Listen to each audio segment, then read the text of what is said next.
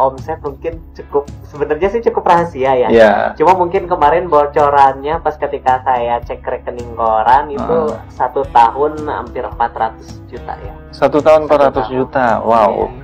Responnya dari pas pertama saya posting, pas pertama saya buat, itu langsung cukup banyak pesanan yang masuk. Dari sana terus berlanjut untuk ciplukan ini, saya ulik-ulik terus untuk ciplukannya. Sampai saya nambah petani lagi. Tahukah Anda, buah ini ternyata bisa dibudidaya dalam skala besar dan memiliki hasil yang banyak. Lalu, bagaimana cara membudidayanya yang baik dan benar? Serta bagaimana cara pemasarannya? Mari kita simak kisah berikut ini. Siapa menyangka tanaman liar yang biasa tumbuh di tanah lembab seperti di pinggir selokan memiliki manfaat yang banyak bagi kesehatan. Goldenberry atau lebih dikenal dengan ciplukan, buah kecil berwarna kuning yang ditutupi kelopak seperti kertas ini termasuk tumbuhan musiman yang hanya tumbuh 1 kali dalam setahun, yakni pada musim hujan. Goldenberry dapat kita temui di hampir seluruh bagian di Indonesia. Hal ini dikarenakan goldenberry mudah ditanam dan bisa tumbuh di ketinggian 0 hingga 1.800 meter di atas air. Selain di pinggir selokan, tumbuhan ini juga biasanya tumbuh liar di lereng gunung atau di tebing sungai. Ciplukan memang memiliki khasiat yang banyak dan peluang pasarnya pun terbuka untuk mereka yang mau berusaha. Peluang inilah yang dibaca oleh pemuda bernama Syahril Mubarak, pemuda asal Bandung, Jawa Barat, seorang petani ciplukan yang sukses mengubah gulma menjadi rupiah. Syahril pun tak sendiri, ia melibatkan petani-petani lokal untuk melihat potensi usaha ini, hingga membantu petani dalam memasarkan buah yang ditanam oleh petani. Tahun 2018, awal mula ia memulai budidaya ciplukan tersebut. Berawal dari sang kakak yang menanam buah ciplukan, lalu meminta Syahril menjualkannya. Dari sana, Syahril menjadi tahu ternyata buah ini cukup banyak peminatnya. Hingga akhirnya ia menanamnya secara massal. Ia pun membantu para petani lain dalam hal penjualan buah ciplukan tersebut. Pertamanya kebetulan kakak nanam, terus dia bantu untuk minta untuk saya untuk jualin. Terus saya cobain jualin karena memang saya basicnya udah jualan online dari sebelumnya. Saya lanjutin buat toko dan sebagainya untuk pemasaran ciplukan, dan alhamdulillah memang responnya sangat bagus. Responnya dari pas pertama saya posting, pas pertama saya buat, itu langsung cukup banyak pesanan yang masuk. Dari sana terus berlanjut untuk ciplukan ini, saya ulik-ulik terus untuk ciplukannya. Sampai saya nambah petani lagi.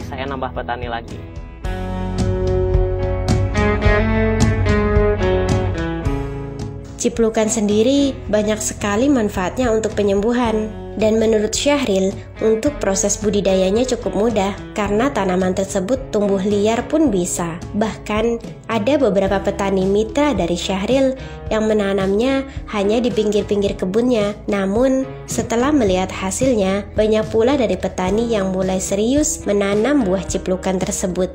Syahril mengaku awalnya hanya menanam buah ciplukan ini secara organik, namun setelah menanam secara besar-besaran untuk menghasilkan tanaman buah yang bagus dan maksimal, ia pun melakukan perawatan. Menurut Syahril, lampion yang ada pada buah tersebut dapat menjadi pelindung dari pestisida yang digunakan. Syahril memiliki sekitar 11 mitra petani yang aktif dan total luas kebun yang dimiliki itu sekitar 1,5 hektar. Dengan hasil per hari sekitar 40 kg. Syahril pun memberlakukan rotasi tanam, ada pola tanam dan pola panen. Gunanya agar 1 tahun panen non-stop. Sebelumnya itu di sini kan ada ciplukan, memang ada isu ya dari luaran sana. Dari sebelumnya katanya ciplukan ini sangat bagus gitu, katanya nilai jualnya, jadi para petani banyak sih yang nanam gitu. Nah tapi mereka nggak bisa jualnya gitu, ternyata nggak ada pasarnya. Waktu itu saya coba pasarin gitu sendiri. Yang paling banyak itu kebanyakan yang konsumen itu dia punya penyakit semacam diabetes, buat stroke, buat epilepsi. Untuk manfaatnya sangat banyak ya, karena memang kandungannya sangat kaya akan antioksidan, terus vitamin C-nya juga tinggi gitu. Jadi memang buat tubuh itu manfaatnya sangat banyak. Proses budidaya ciplukan ini dimulai dari proses penyemaian, pembekongan, pemindahan ke kebun, perawatan, panen, dan terakhir packing. Untuk proses penyemaiannya sendiri, karena tanah di daerah Syahril sudah bagus dan subur, tidak perlu ditambah pupuk lagi. Namun, untuk tanah yang kurang subur, bisa ditambah pupuk organik atau pupuk kandang dengan perbandingan setengah pupuk, setengah kandang. Benih ciplukan sendiri ia dapat dari buah pertama yang berbuah dari pohon. Untuk satu polybag bisa diisi 2 biji. Untuk antisipasi, jika satu tidak hidup, masih ada satu lagi. Untuk penyiramannya, cukup disiram 1 kali dalam sehari. 1 bulan kemudian, dengan ketinggian sekitar 15 hingga 20 cm, sudah siap dipindahkan ke lahan tanam, dengan jarak tanam 1 hingga 2 meter per tanaman. Untuk lahan tanam sendiri, dibuat bedengan agar mudah dalam pengairan. Ciplukan sendiri bukan tanaman merambat ataupun tegak, jadi harus dibantu oleh tiang bambu. Di tempat Syahril, tanah yang sudah gembur tidak diberi pupuk lagi, kecuali untuk tanah yang sudah berkali-kali dipakai, dan itu pun ia menggunakan pupuk organik. Menurut Syahril, ciplukan tidak cocok dengan pupuk kimia karena berefek pada bentuk ciplukan yang kecil buahnya. Untuk perawatannya sendiri, daun yang kuning akan dibuang dan tangkai yang keluar dimasukkan kembali ke benang agar tumbuhnya rapi. Menurut Syahril, daunnya tidak boleh banyak karena berpengaruh pada buah. Jika daunnya terlalu banyak, maka buahnya akan sedikit. Kalau di sini justru banyak juga petani mitra kami yang nanamnya itu di pinggir-pinggir kebun aja. Jadi pas pertama karena mungkin dia belum yakin untuk nanam secara banyak. Jadi dia pertamanya nyobain di pinggir-pinggir kebun dulu. Kalau dia terus cobain dijual ke sini, kerjasama. Terus bagus, perjalanannya bagus, dan akhirnya mereka kebun secara serius. Kalau waktu pas pertama nanam itu 100% sampai panen itu organik tanpa ada pestisida, tanpa pupuk apapun, secara alami sekali. Tapi kalau setelah dibudidayakan secara ini memang perlu perawatan supaya untuk menghasilkan buah yang bagus ya, buah yang maksimal. Karena kan ini lampion, ini ada kelopaknya atau lampionnya. Dia melindungi buahnya gitu. Kalaupun contoh nih ada ulat ya, serangan ulat, kita kan semprot nih, petani semprot buat ulat. Nah buahnya itu aman, terlindungi sama si lampionnya. Jadi buahnya aman tanpa pestisida, jadi bisa dimakan secara langsung. Untuk kerjasama dengan para mitra sendiri, Syahril sudah menyiapkan bibitnya, lalu mensuplai benang, serta untuk hasil panennya juga Syahril yang akan menampung dan memasarkannya. Ciplukan siap panen yaitu yang sudah berwarna kuning. Dari masa tanam ke masa panen sekitar 6 hingga 8 bulan. Masa produktif pohon ciplukan sendiri sekitar 1 tahun dan panennya sekitar 3 hari sekali.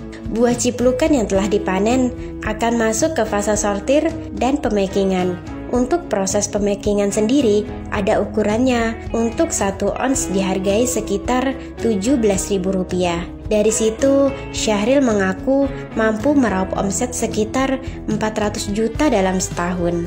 Syahril sendiri memasarkan buahnya secara online.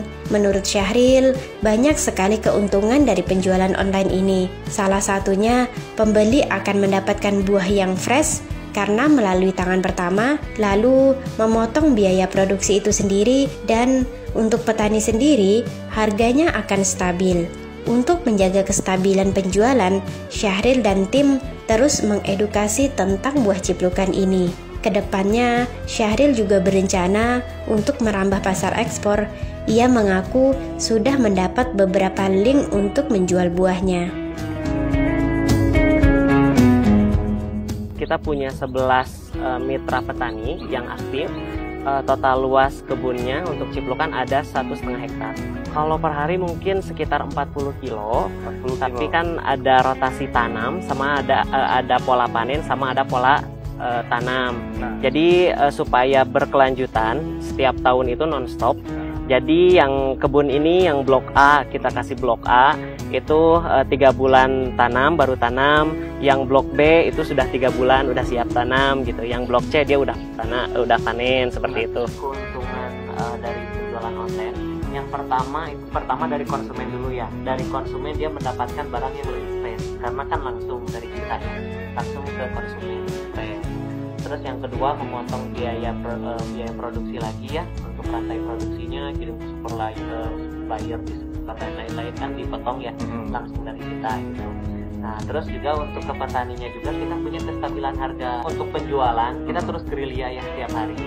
Kita lihat juga untuk mekanisme online ya gitu. Dan memang kalau misalkan ciplukan ini kan buah yang eksotis ya, karena ini kaya akan manfaat ya. Yang pertama itu harus belajar dulu ya, karena untuk online ini kan nggak mungkin untuk orang awam mungkin agak susah ya. Mungkin yang pertama itu harus belajar dulu, investasi leher ke atas. Kalau omset mungkin sebenarnya sih cukup rahasia ya. Cuma mungkin kemarin bocorannya pas ketika saya cek rekening koran itu 1 tahun hampir 400 juta ya. Ya untuk selanjutnya kita ada proyek yang cukup besar. Jadi kita sudah kerjasama sama pengusaha yang lain, sama digital marketing. Kita akan ekspor gitu. Nah untuk pasarnya sendiri kita udah punya link-linknya. Tinggal kita sekarang lagi gerilya untuk produksinya. Syahril juga memberi saran kepada pemula dalam proses pemasaran buah ciplukan. Bersemangatlah dalam mempelajari pasar dan bergabunglah dengan komunitas, karena dunia digital marketing ini selalu berkembang. Begitu tuturnya. Bagaimana? Tertarik untuk memulainya?